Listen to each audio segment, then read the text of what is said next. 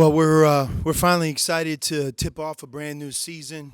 Um, a lot of people have asked me questions about a year ago, and no different than previous seasons. We have a lot of new players. This year, we happen to have 8 new players. So, regardless of what happened a year ago, very few of this year's team were a part of it. And of the new players, we have 4 freshmen, and then we have a really solid group of transfers, a couple that will be eligible immediately, and really looking forward to blending the entire group together. Nico Mannion and Josh Green represent us here today in terms of the players that I brought. Both are freshmen, but we don't really look at them as freshmen. You know, those guys are really seasoned. They're going to be a big part of what we do, and both are tremendous kids. Great kids, come from great families, and we're excited to have them as a part of our program. All right. We'll open it up to questions now. Please feel free to approach the podium with Coach Miller and the student athletes in the back of the room.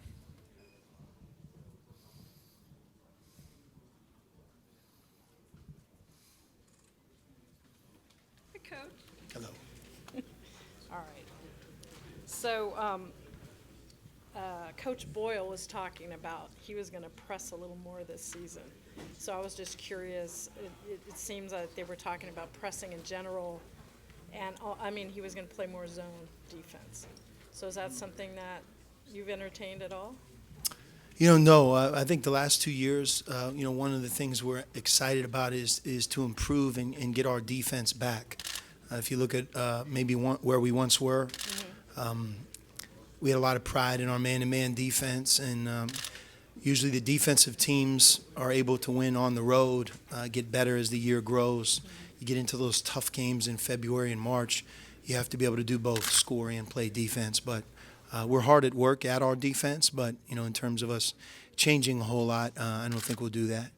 And then Dylan Smith, what does he bring to your team? Because there's a lot of confusion, it seems. I always feel like he's the glue guy for your team.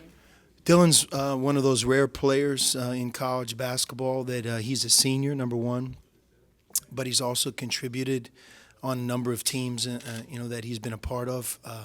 He's an older guy that works very hard. I think he's one of our team's best perimeter defenders, and along the lines of what you asked me a second ago, about our defense, he's part of the solution, I believe, moving forward for us this season. And you talk about the fans a lot and their support, and I've seen it too. You talk a little bit about how your fans are so wonderful. The fans at Arizona, I mean, they've been a part of our program for decades, well before I ever showed up. Coach Olson, in many ways, created that love affair between the community and our basketball program, and it's continued. When we're in challenging times, sometimes it's in a game where we're not playing well, especially at home, they become the loudest. As a lot of people in this room know, our fans travel. In our away games, especially on the road in the Pac-12, you can hear them, you can hear the pockets of them. And, going to the Pac-12 tournament, especially not a year ago, but 2 and 3 years ago, I mean, it looked like a home game. So, no doubt, we're very fortunate. Whoever the coach is at Arizona, I happen to be that coach right now. I'm very fortunate to have fans like that are not only passionate and love the Arizona Wildcats, but they're also incredibly loyal. And I think our players feel that. Nico and Josh, coming from our state, they know that, and I think it's a big reason why people like that choose our program. Coach, you've been around the conference for a decade now. 2 of the last 3 years, 5 McDonald's All-Americans have come into the Pac-12. You have a couple this year. How have you kind of seen the talent pool rise in recent years around the conference? Well, if I go back a decade, ago when I came to Arizona, when our staff, was brand new, it's amazing to think about how many great players our conference has produced. I think the numbers in the NBA speak for themselves. A few years ago, you had Markelle Fultz, number 1 pick. You had Lonzo Ball, you had Lowry Markkanen. You had 3 lottery picks who are all in their first year from 3 different programs. We followed that up with, obviously, DeAndre Ayton being the number 1 pick 2 years ago. So, that's just a small sampling. When I think of players in our conference. I think of Isaiah Thomas at Washington, who's gone on to have an amazing NBA career, but when he was playing in college, but he was really tough to deal with.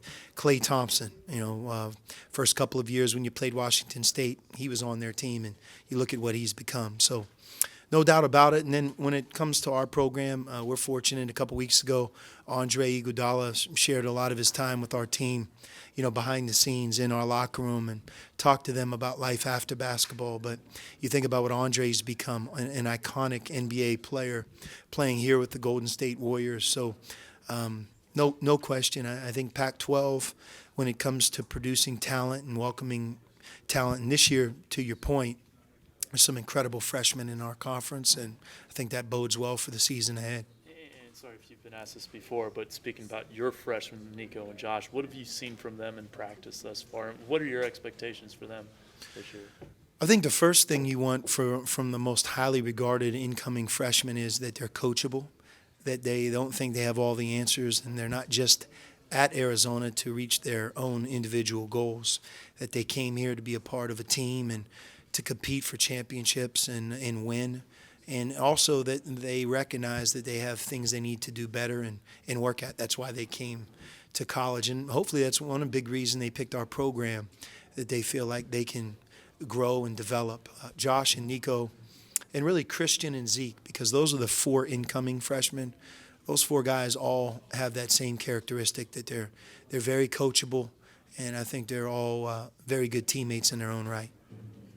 Having Stanley and Ronde on the same Toronto Raptors team that just won the championship, how special is that they're the duo is back together? Well, we're proud of Stanley. We're proud of Ronde, and you're right. They're with the world champion Toronto Raptors. I think both of them are at pivotal parts of their career, and I know they both have had very good off seasons. So, we wish all of our NBA family luck. We have coaches like Steve Kerr right here in Golden State Warriors that's a part of our basketball programs, family. So there's a lot of them out there, and it's exciting to see all of them do well. But, yeah, the fact they're on the same team, it's ironic. I got to know Jordan Brown pretty well, and he was being recruited and his family. I was just kind of curious what you expect him to bring to the program and how he's kind of fitting in so far. No, Jordan Brown, I'm glad you asked about him. The way I would explain Jordan Brown as a part of what we do, there's not a high school player that we can go out and recruit this year that could come to us and impact next year more than him. And the fact that he's with us every day, man, he has a quality that he plays hard on every possession. And when you play the game with great effort and you're talented, you can't help but improve. And Jordan is going to be a really important part of our future. And he's already helped us right now, because you can imagine, our front court, just on a daily basis, they can really challenge each other. Having Jordan, who doesn't play in games but is able to practice hard, it's been something that's really helped all of our front court players. And it helps Jordan as well, because, you have a battle of Ira Lee and Chase Jeter, Jordan Brown, Christian Coloco, Zeke Naji, Stone Gettings. Those guys all play against each other every day, and it's really made for an early competitive environment. You touched on Stone. I was a graduate transfer coming in, average 14, 15 points a game at Cornell. What do you expect from him this year for you guys in this year? Well, Stone Gettings is 6'9", but he's different than the rest of our front court, which I think is something. He is more offensive oriented away from the basket, and he's one of our team's best 3-point shooters. He's very skilled, and when you put a roster together, having players that maybe are both the same height but are versatile, different from each other, I think it makes you a much better team, and I think a team that can be more successful. So we're counting on Stone, and he's off to a really good start. Believe it or not, he won our mile run, which we do every year. And, Stone's 6'9", maybe 240, and he ran a 5:13 mile. So I think that shows you kind of his mindset. Do you think the 20-game conference schedule next year is a good thing or bad thing? And just, are there any other things that this conference needs to do to maybe get back to where it was? Well, I think the 20-game schedule is part of the solution moving forward for our conference. It's what once was isn't today, and that's the obvious statement.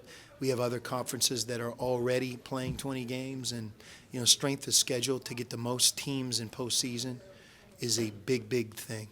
it's very difficult to get the most teams we can into the NCAA tournament when, our overall strength of schedule isn't as strong as some other conferences. And obviously, winning non-conference games is also pivotal, but by being able to play each other 20 games or more because of the tournament as well, I think that's going to help all of us. And I mean, obviously, it's a big problem, but any idea as to why the conference has fallen off? I mean, what's going on there? It's very cyclical. I'll use the Big Ten as an example. They may have had their greatest year ever a year ago. If you would have looked at them 2 years ago, I'm sure in the spring they were looking hard at, what was the problem, because they had almost a down year. It really stems from, who you lose, who you recruit.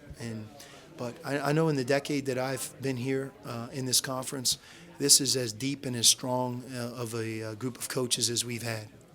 And I think that bodes well for our future. You mentioned the coaches. There's 3 new ones. Do you have a piece of advice you would like to share with them as they enter the Pac-12 fray?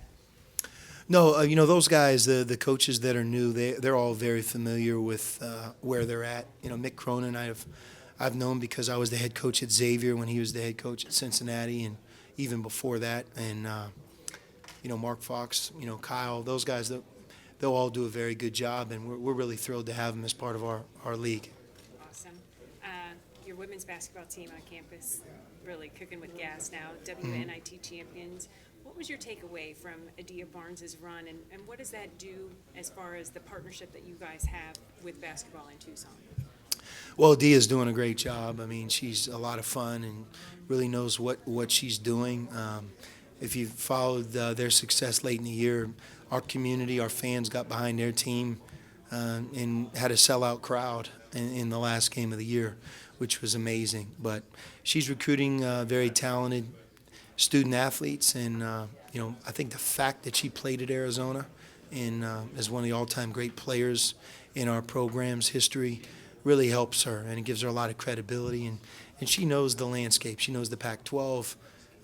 Plus, she was an assistant at Washington as well, so I think her understanding of the Pac-12 and her own pedigree as a player at Arizona, it really gives her, I think, a dynamic presence, and you feel that as you watch her run our program. That's cool. Back to your team, 15 extra inches to play with, a 3-point distance. Does that affect what you want to do offensively? I don't know how much it affects what we do, but the 3-point line moving back to the international line is significant. I think it'll have a big change. And I coached USA basketball, and being a part of FIBA, that distance is definitely a separator.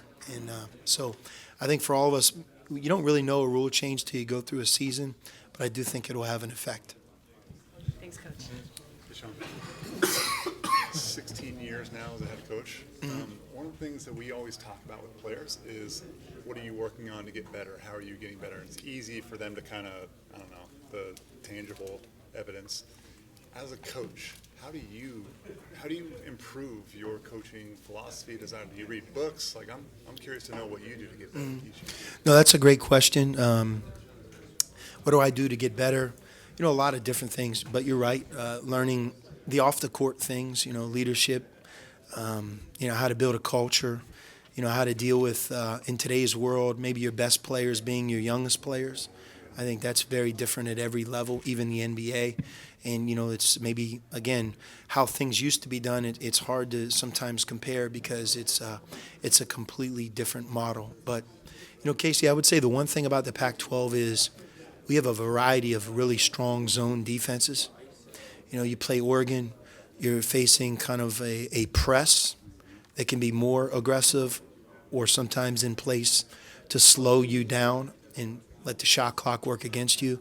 And they get into a matchup zone, very almost like a switching man-to-man. I think UCLA with Mick will have kind of their own version of that, maybe even more aggressive, more pressure-oriented. You play against Mike Hopkins at Washington, you're playing against, the Syracuse zone, which he knows well.